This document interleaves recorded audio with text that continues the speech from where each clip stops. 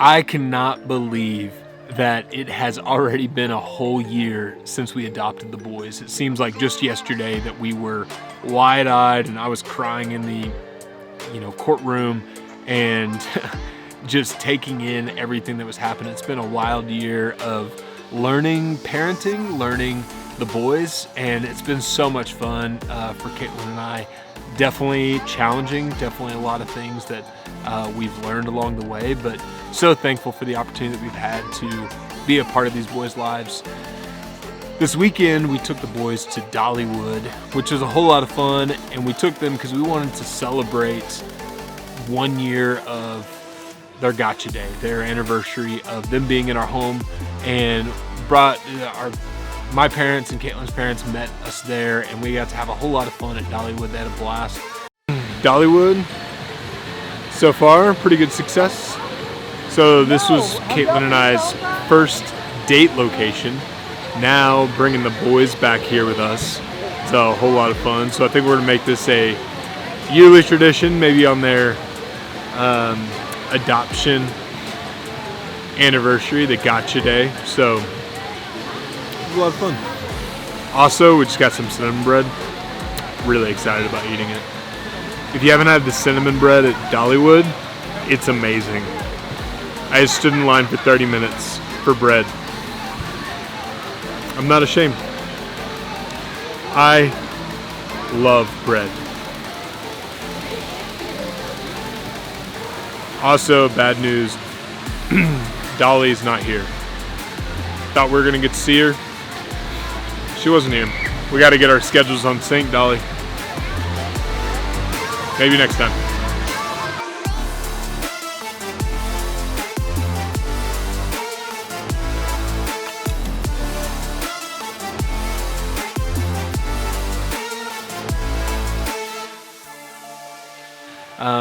But I wanted to share a video that we were able to film this summer. Caitlin and I got to sit down with our summer staff, and we got to discuss with them kind of what our stories look like with foster care and adoption, but also kind of how it applies to their experience of being counselors for the summer.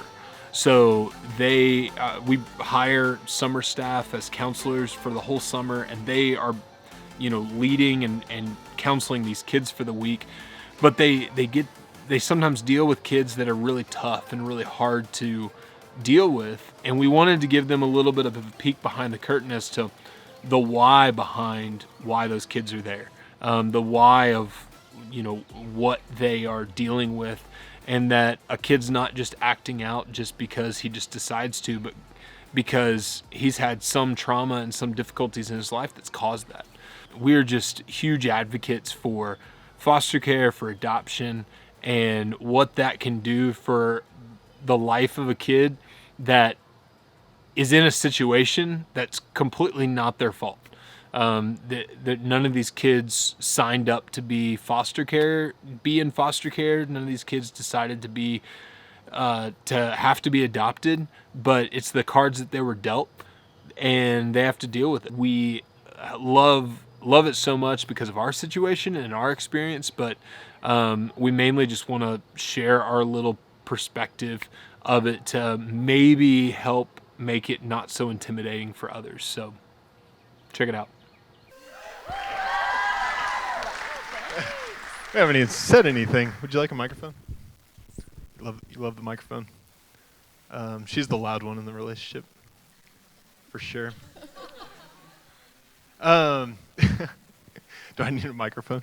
Okay, so we are here to talk for just a real quick little bit. It's going to be about 30 minutes, but wanted to ask you guys a quick question. What?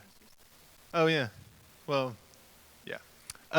So we are the McDuffies. I'm Bradley. I'm the site director. If I haven't already met you, I think I've met some of the girls like 3 times, and I've asked their names 3 times, and then they're like, I've already met you. Sorry. I'm the site director, so I'm in charge of all the facilities, all the buildings and maintenance, all the building projects and stuff, and then also the media team. So photo, video, and media team. Been here for 9 years on full-time staff, and this is my 13th summer as a part of Woodlands. So I started out on summer staff, was actually on summer staff with Kimbrough, and his wife Lisa and Caitlin. We were all on summer staff sitting where you sat, but in the old chapel. That's where we did training camp. So, this is my wife, Caitlin. Hi guys, good morning. I'm glad to see all your faces here. I'm Caitlin, and I worked in the office for 8 years. Last summer was my last summer in the office, and my first summer was 2010. I was an extreme counselor, so all you extreme people. Really glad to be here, and I'm really excited. I'm excited to get to know you and for you guys to get to know us. And I think we're going to have a picture of our family up here. So right now, since I'm not in the office anymore, I'm just running around chasing those 3 cute boys. So you'll probably see us or hear us first, but we'll be around. So what we wanted to talk about, well, I wanted to ask a question. Does anybody know, or has anybody heard the term of like opportunity camper? Can somebody give me what you think like a definition of that would be? Yes. Struggling to love well? Yeah, that you're struggling to love well? Yeah? What else? Yes.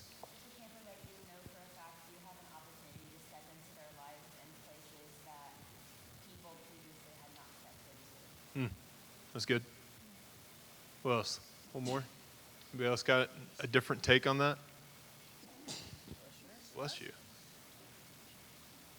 So we'll jump into that a little bit. About a year and a half ago, Caitlin and I were sitting at a table, and as we're sitting at this table, we're sitting across from his caseworker. And the caseworker is asking us these questions that I never really thought I would ever have to answer, and it felt weird to answer. But the question was, how many children and how old and what kind? And that's a really weird thing to ask, and it's a really weird thing to answer. We had, as far as the kind, I didn't even know how to answer that. I was like, any? Like, all of the above? Like, I don't know. So basically we had discussed as far as wanting to be foster parents. We were like, what if we, we feel comfortable with like 1 to 2 and like 5 and under. That's what we kind of felt called to do. So I probably felt more comfortable with 2. Caitlin was a little bit more comfortable as we talked leading up with 1. And so we're sitting there and she asked us this question. And so it's like the moment where we now give her this answer. And I'm like, I've talked enough. I'm going to let Caitlin answer. And she looks at her and she says, well, we've talked about 2. And on a crazy day, 3. And I feel like I've got a good memory. And I don't remember ever being a conversation of there being 3 in the conversation. It was it was like, yeah, it was a crazy day. This day. The day that you just said that. That's what. And so this caseworker, she looks across the table at us and she's like, huh. And I'm like, oh gosh, like we're like black, like we're too young to do this. Like we're not experienced. We don't know what we're doing. She's going to tell us like, you're crazy. Let's start you out with 1, and then we'll go from there. And she just chuckled and she said, actually, I've got 3 boys that are free and clear for adoption. And I think you'd be a good fit. And I don't know, it was in that moment to where we were like, oh, like, leading up to being foster parents, we'd gone through the training and all the horror stories. Anybody watch Instant Family? Yeah? Oh, tearjerker.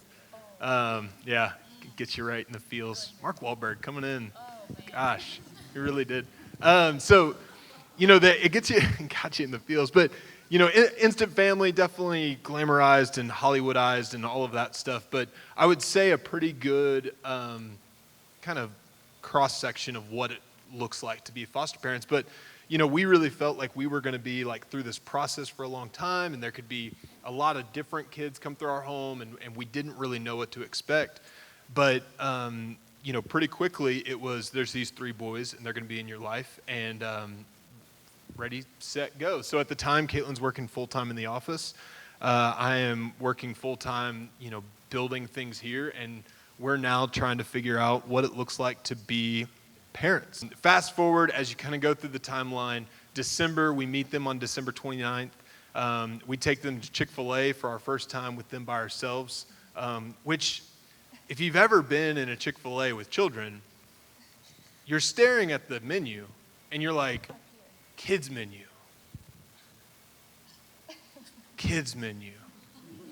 And like this lady's staring at us, and we've got 3 children that are like older, so she's like, surely they've been to Chick-fil-A before, and she just like looks at us, she's like, it's right here. We're like, oh, like that makes so much sense, but to us, we had no clue. So we go to Chick-fil-A with them for the first time, and we're dragging them out of the playground, and we don't know, screaming and not wanting to go, and not eating their food, and all these crazy things. And then we start going down through, we get to hang out with them by themselves. We pick them up after school, bring them here, meet them at a playground, all these different visits. And then we start going down the road of getting them individual time with us. And I think it really hit us what was happening, because they had kind of attached themselves to these foster parents. And Sully, the youngest one, we grab him, and we don't grab him but like we're picking him up to spend kind of the day with us.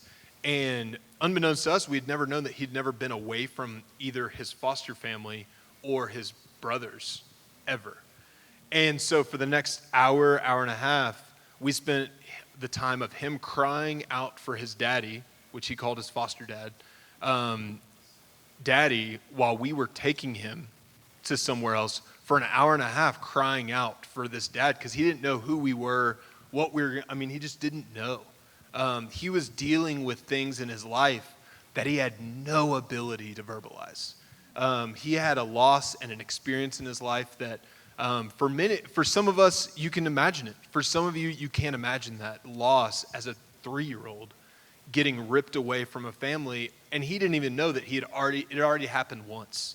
And this was something that he just didn't even know what he was feeling. And we say all that to say that they are opportunity campers, but not necessarily by the definition, in my opinion. I think you would look at them now and you wouldn't see like these kids that have loss and separation anxiety or a lot of trauma in their background. You just see kids that like to have fun, and they like to play in the lake, and they like to do the water slide and all those fun things.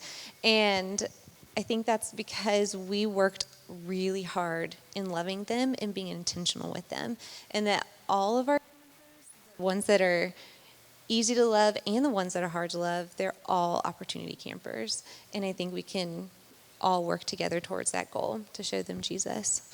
Yeah, I think that there can be a stigma that will happen as you guys get into the summer, that there's going to be a moment you'll look at your roster of kids and you'll see scholarship camper.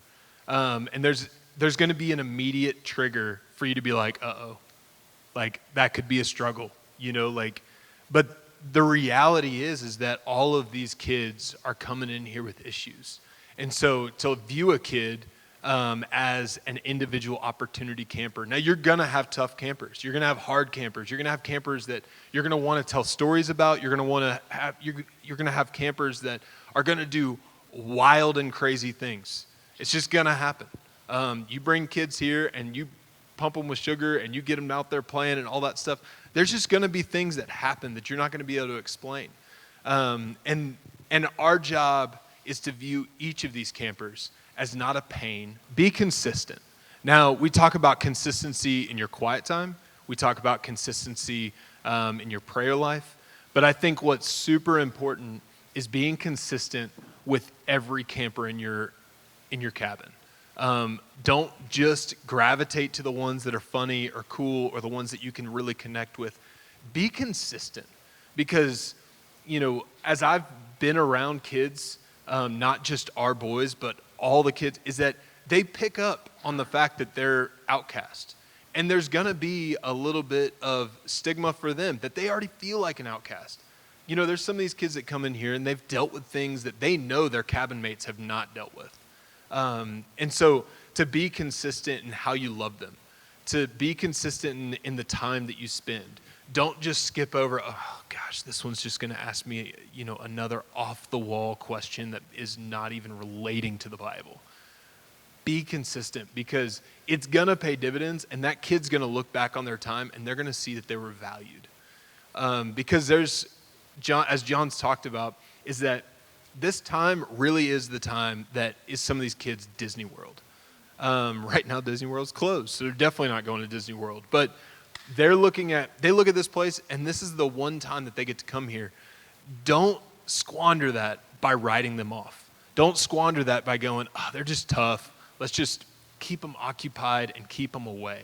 Whatever I can do to get them out of my sight, I'd rather focus on the fun ones. And I know you can say that right now of like, nah, it's going to be fine. Like, I'm not going to do that.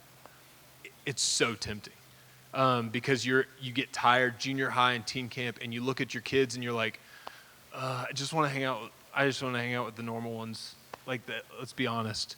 And that's just not something that we can do. We've got to be consistent with every single camper. Another point that I would say is don't try to fix your campers, which I think is something that we all try to do, is fix those people that are hurting, and you can't do it. They have to decide to do that on their own. And as we've had these boys in our home the past year, I've definitely tried to do some fixing, and it just doesn't work. One, because they're still really little, and two, because they have to choose that for themselves to fix what they've gone through, and they have to accept what they've gone through. And I think for me, as the counselor role, I have to show a lot of patience in that, and I try not to get angry with them, or if I do, I try to at least step outside the room, to express my feelings that I have towards whatever's going on, but a lot of patience. And I know that we have defined patience as waiting without complaining, and I try to practice that so that hopefully whenever the time comes that they need to show patience, they can, and they see it done correctly. I think with, another thing is, and this is kind of a camp rule, but I think with a lot of your campers, there's going to be some that,